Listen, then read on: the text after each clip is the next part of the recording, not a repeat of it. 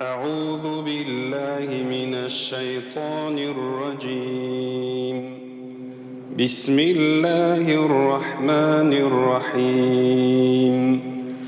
الحمد لله الذي أنزل على عبده الكتاب ولم يجعل له عوجا قيما لينذر بأسا شديدا من لدنه ويبشر المؤمنين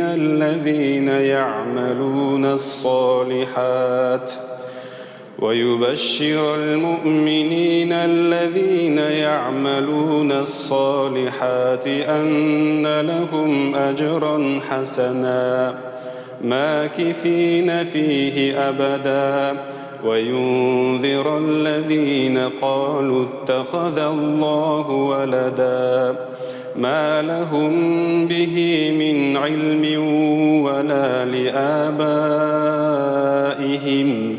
كبرت كلمة تخرج من أفواههم إن يقولون إلا كذبا فلعلك باخع نفسك على آثارهم إن لم يؤمنوا بهذا الحديث أسفا إنا جعلنا ما على الأرض زينة لها لنبلوهم أيهم أحسن عملا وإنا لجاعلون ما عليها صعيدا جرزا أم حسبت أن أصحاب الكهف والرقيم كانوا من آياتنا عجبا إذ أوى الفتية إلى الكهف فقالوا ربنا آتنا من لدنك رحمة وهيئ لنا من أمرنا رشدا فضربنا على آذانهم في الكهف سنين عددا ثم بعثناهم لنعلم أي الحزبين أحصى لما لبثوا أمدا نحن نقص عليك نبأهم بالحق إنهم فتية آمنوا بربهم وزدناهم هدى وربطنا على قلوبهم إذ قاموا فقالوا ربنا رب السماوات والأرض لن ندعو من دونه إلها لقد قلنا إذا شططا هؤلاء قومنا اتخذوا من دونه آلهة لولا يأتون عليهم بسلطان بين فمن أظلم ممن افترى على الله كذبا وإذ اعتزلتموهم وما يعبدون إلا الله فأووا إلى الكهف ينشر لكم ربكم من رحمته ويهيئ لكم من أمركم مرفقا وترى الشمس إذا طلعت تزاور عن كهفهم ذات اليمين وإذا غربت تقرضهم ذات الشمال وهم في فجوة منه ذلك من آيات الله من يهد الله فهو المهتد ومن يضلل فلن تجد له وليا مرشدا وتحسبهم أيقاظا وهم رقود ونقلبهم ذات اليمين وذات الشمال وكلبهم باسط ذراعيه بالوصيد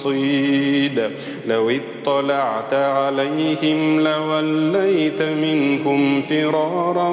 ولملئت منهم رعبا وكذلك بعثناهم ليتساءلوا بينهم قال قائل منهم كم لبثتم قالوا لبثنا يوما أو بعض يوم قالوا ربكم أعلم بما لبثتم فابعثوا أحدكم بورقكم هذه إلى المدينة فلينظر أيها أزكى طعاما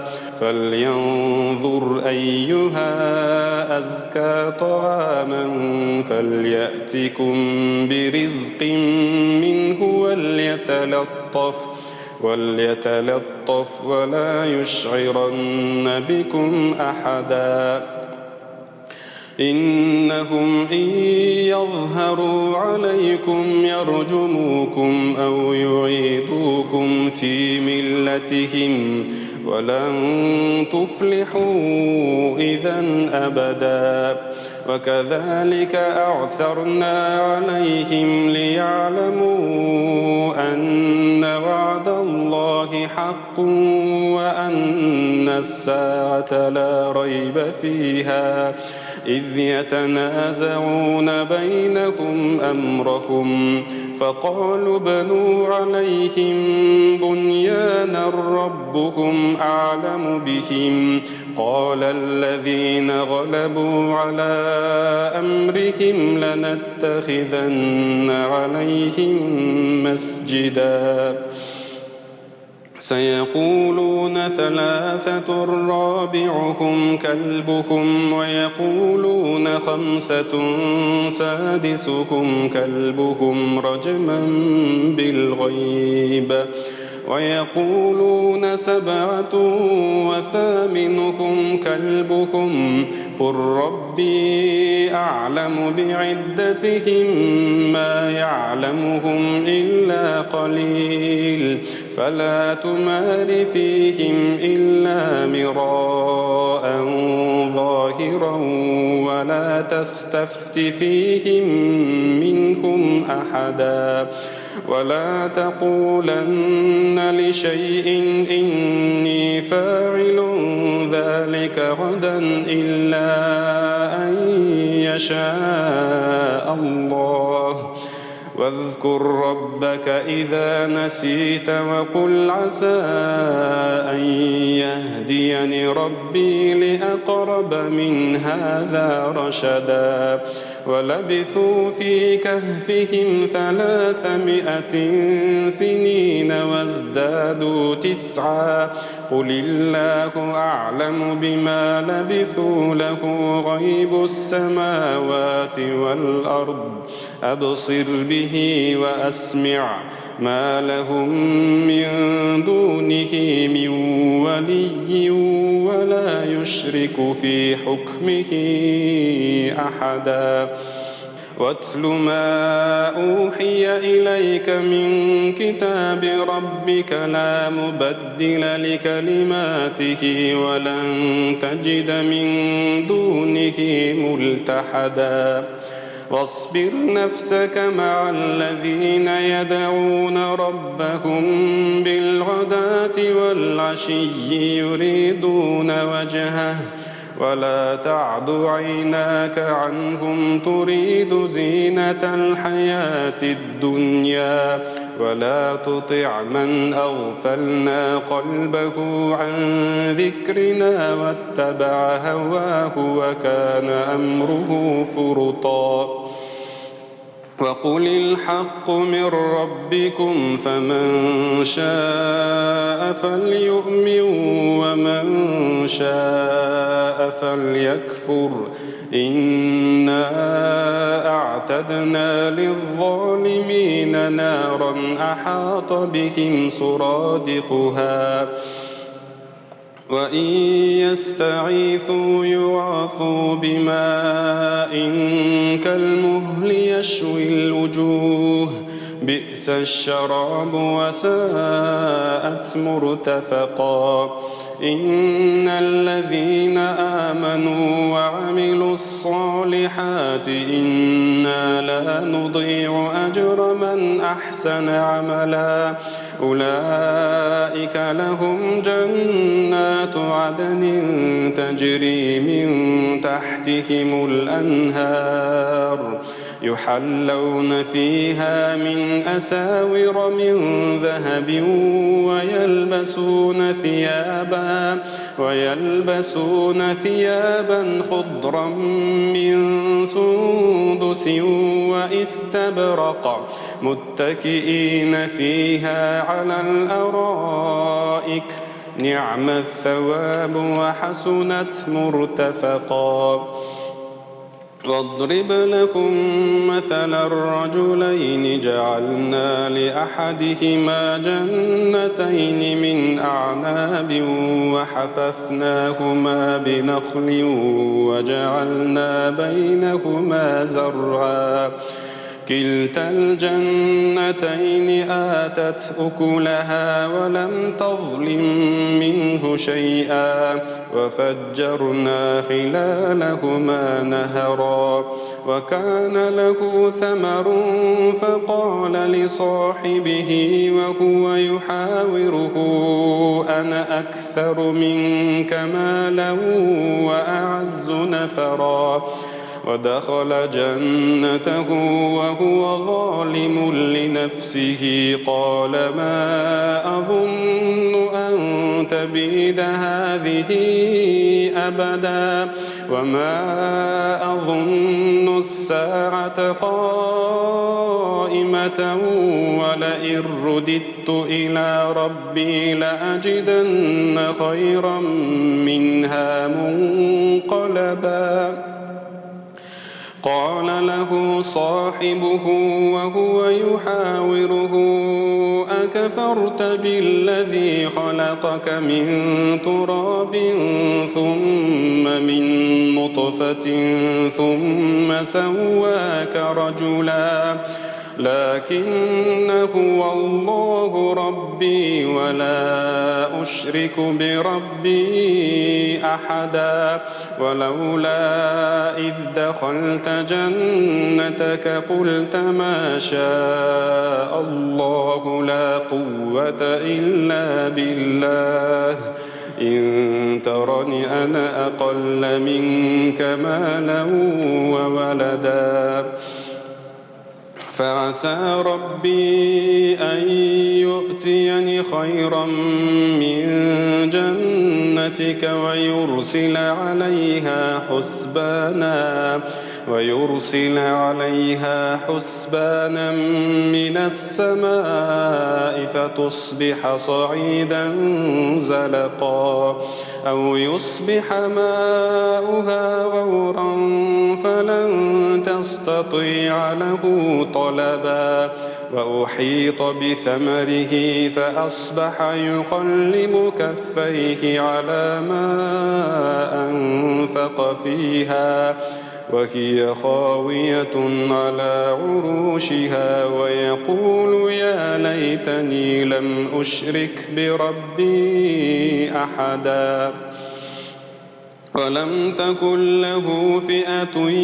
ينصرونه من دون الله وما كان منتصرا هنالك الولاية لله الحق هو خير ثوابا وخير عقبا واضرب لهم مثل الحياة الدنيا كماء أنزلناه من السماء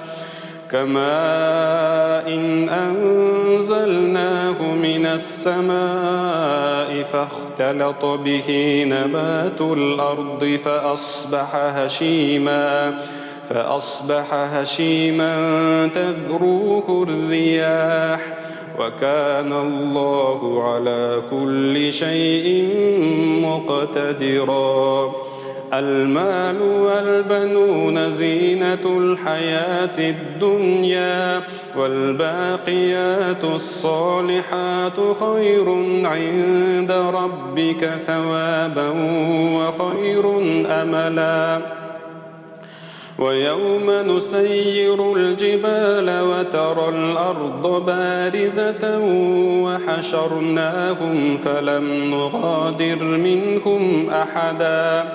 وحشرناهم فلم نغادر منهم أحدا وعرضوا على ربك صفا لقد جئتمونا كما خلقناكم أول مرة بل زعمتم أن لن نجعل لكم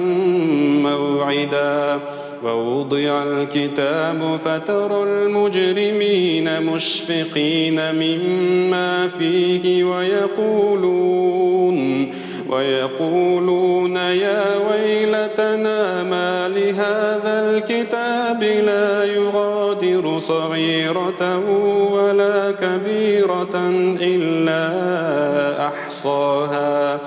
ووجدوا ما عملوا حاضرا ولا يظلم ربك أحدا وإذ قلنا للملائكة اسجدوا لآدم فسجدوا إلا إبليس كان من الجن ففسق عن أمر ربه أفتتخذونه وذريته أولياء من دوني وهم لكم عدو بئس للظالمين بدلا ما أشهدتهم خلق السماوات والأرض ولا خلق أنفسهم وما كنت متخذ المضلين عضدا ويوم يقول نادوا شركائي الذين زعمتم فدعوهم فلم يستجيبوا لهم وجعلنا بينهم موبقا ورأى المجرمون النار فظنوا أنهم مواقعوها ولم يجدوا عنها مصرفا ولقد صرفنا في هذا القرآن للناس من كل مثل وكان الإنسان أكثر شيء جدلا وما منع الناس أن يؤمنوا إذ جاءهم الهدى ويستغفروا ربهم إلا أن تأتيهم سنة الأولين أو يأتيهم العذاب قبلا وما نرسل المرسلين إلا مبشرين ومنذرين ويجادل الذين كفروا بالباطل ليدحضوا به الحق واتخذوا آياتي وما أنذروا هزوا ومن أظلم ممن ذكر بآيات ربه فأعرض عنها ونسي ما قدمت يداه إنا جعلنا على قلوبهم أكنة أن يفقهوه وفي آذانهم وقرا وإن تدعوهم إلى الهدى فلن يهتدوا إذا أبدا وربك الغفور ذو الرحمة لو يؤاخذهم بما كسبوا لعجل لهم العذاب بل لهم موعد لن يجدوا من دونه موئلا وتلك القرى أهلكناهم لما ظلموا وجعلنا لمهلكهم موعدا وإذ قال موسى لفتاه لا أبرح حتى أبلغ مجمع البحرين أو أمضي حقبا فلما بلغا مجمع بينهما نسيا حوتهما فاتخذ سبيله في البحر سربا فلما جاوزا قال لفتاه آتنا غداءنا لقد لقينا من سفرنا هذا نصبا قال أرأيت إذ أوينا إلى الصخرة فإني نسيت الحوت وما أنسانيه إلا الشيطان أن أذكره واتخذ سبيله في البحر عجبا قال ذلك ما كنا نبغي فارتدا على آثارهما قصصا فوجدا عبدا من عبادنا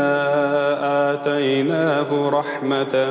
من عندنا وعلمناه من لدنا علما قال له موسى هل أتبعك على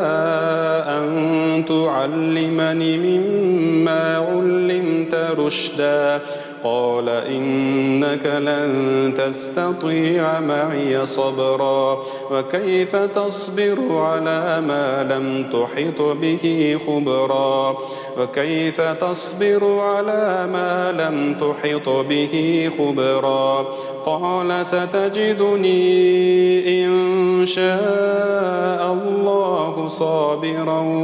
ولا أعصي لك أمرا قال فإن اتبعتني فلا تسألني عن شيء حتى أحدث لك منه ذكرا فانطلقا حتى إذا ركبا في السفينة خرقها قال أخرقتها لتغرق أهلها لقد جئت شيئا إمرا قال ألم أقل إنك لن تستطيع معي صبرا قال لا تؤاخذني بما نسيت ولا ترهقني من أمري عسرا فانطلقا حتى إذا لقيا غلاما فقتله قال أقتلت نفسا زكية بغير نفس لقد جئت شيئا نكرا قال ألم أقل لك إنك لن تستطيع معي صبرا قال إن سألتك عن شيء بعدها فلا تصاحبني قد بلغت من لدني عذرا فانطلقا حتى إذا أتيا أهل قرية استطعما أهلها فأبوا أن يضيفوهما فوجدا فيها جدارا يريد أن ينقض فأقامه قال لو شئت لاتخذت عليه أجرا قال هذا فراق بيني وبينك سأنبئك بتأويل ما لم تستطع عليه صبرا أما السفينة فكانت لمساكين يعملون في البحر فأردت أن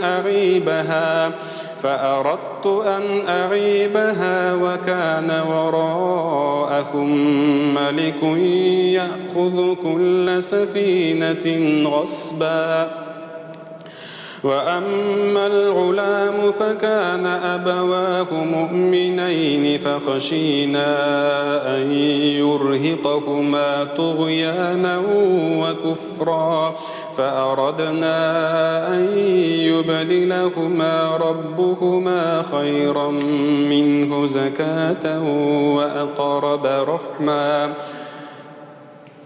فأردنا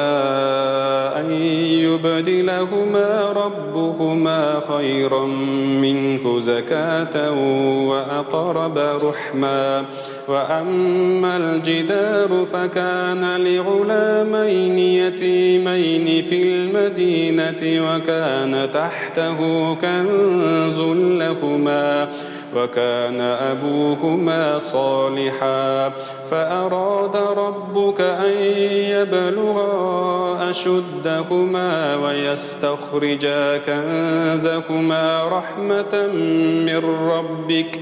وما فعلته عن أمري ذلك تأويل ما لم تسطع عليه صبرا ويسألونك عن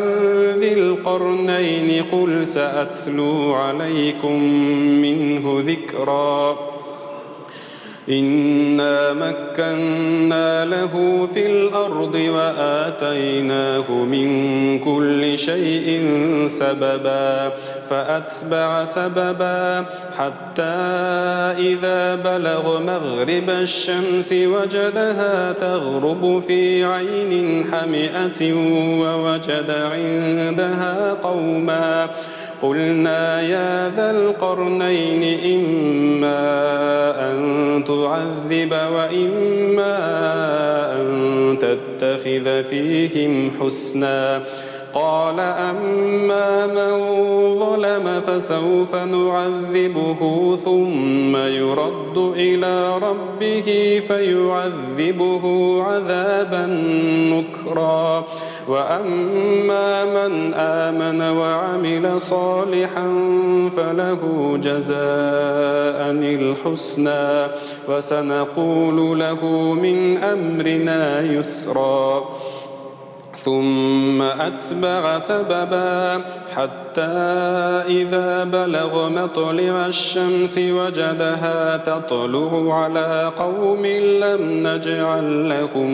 من دونها سترا كذلك وقد أحطنا بما لديه خبرا ثم أتبع سببا حتى إذا بلغ بين السدين وجد من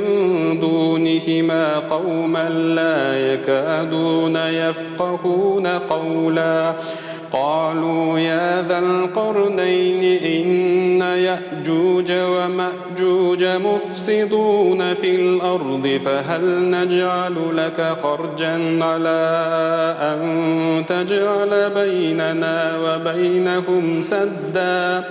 قال ما مكني فيه ربي خير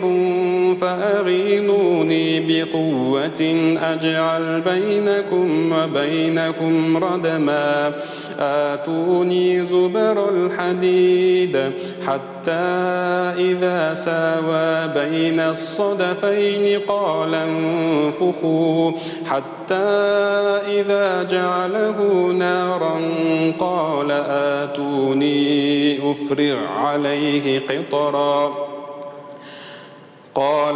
آتوني أفرغ عليه قطرا فما استطاعوا أن يظهروه وما استطاعوا له نقبا قال هذا رحمة من ربي فإذا جاء وعد ربي جعله دكاء وكان وعد ربي حقا وتركنا بعضهم يومئذ يموج في بعض ونفخ في الصور فجمعناهم جمعا وعرضنا جهنم يومئذ للكافرين عرضا الذين كانت أعينهم في غطاء عن ذكري وكانوا لا يستطيعون سمعا أفحسب الذين كفروا أن يتخذوا عبادي من دوني أولياء إنا أعتدنا جهنم للكافرين نزلا قل هل ننبئكم بالأخسرين أعمالا الذين ضل سعيهم في الحياة الدنيا وهم يحسبون أنهم يحسنون صنعا أولئك الذين كفروا بآيات ربهم ولقائه فحبطت أعمالهم فلا نقيم لهم يوم القيامة وزنا ذلك جزاؤهم جهنم بما كفروا واتخذوا آياتي ورسلي هزوا إن الذين آمنوا وعملوا الصالحات كانت لهم جنات الفردوس نزلا خالدين فيها لا يبغون عنها حولا قل لو كان البحر مدادا لكلمات ربي لنفد البحر قبل أن تنفد كلمات ربي ولو جئنا بمثله مددا قل إنما أنا بشر مثلكم يوحى إلي أنما إلهكم إله واحد فمن كان يرجو لقاء ربه فليعمل عملا صالحا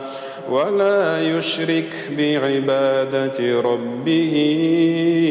أحدا صدق الله العظيم سبحان ربك رب العزة عما يصفون وسلام على المرسلين والحمد لله رب العالمين آمين.